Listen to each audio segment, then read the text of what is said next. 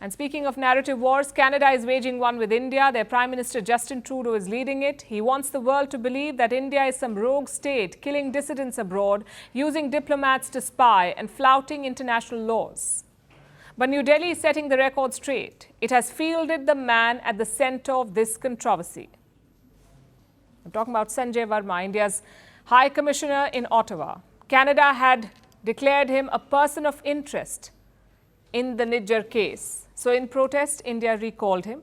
But before leaving, he sat down for an interview. And he said two very important things. One, Khalistani extremists are Canadian assets. And two, Indian diplomats never spied on Canadians. Listen to this. Khalistani extremists are being encouraged all the time.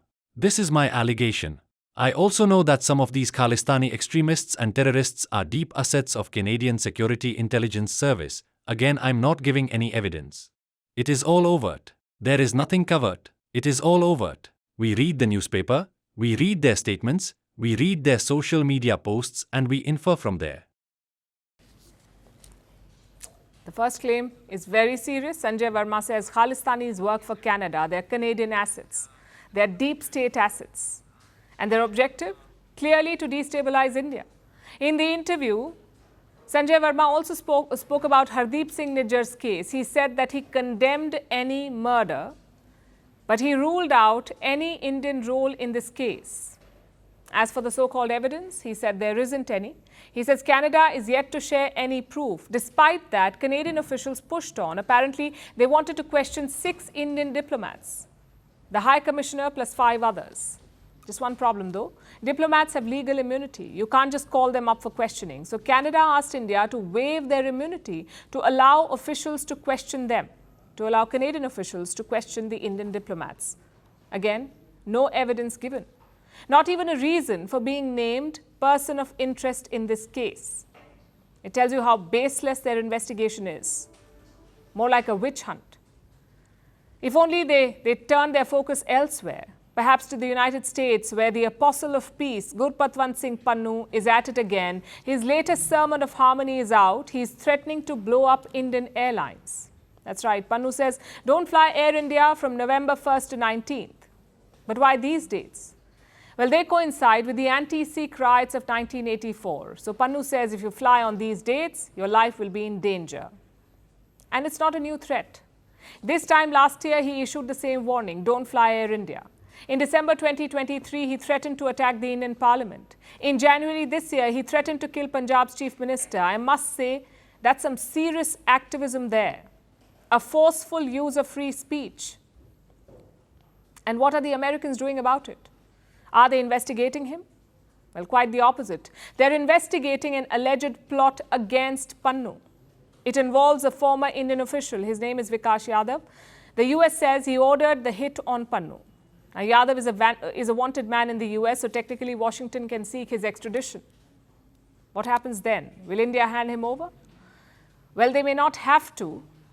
You see, Vikas Yadav was arrested by Delhi police last year. Not in this case, in a totally different one. He faces charges of kidnapping and extortion. And right now he's out on bail.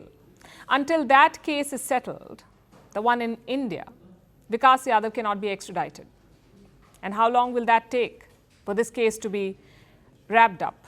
Well, we're talking about Indian courts, so it could be years or decades. In the meantime, expect Pannun to continue his activism.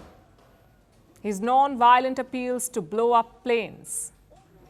India's foreign minister talked about this controversy today. He called it a clear double standard. If you threaten the Indian High Commissioner, he is supposed to accept it as freedom of speech.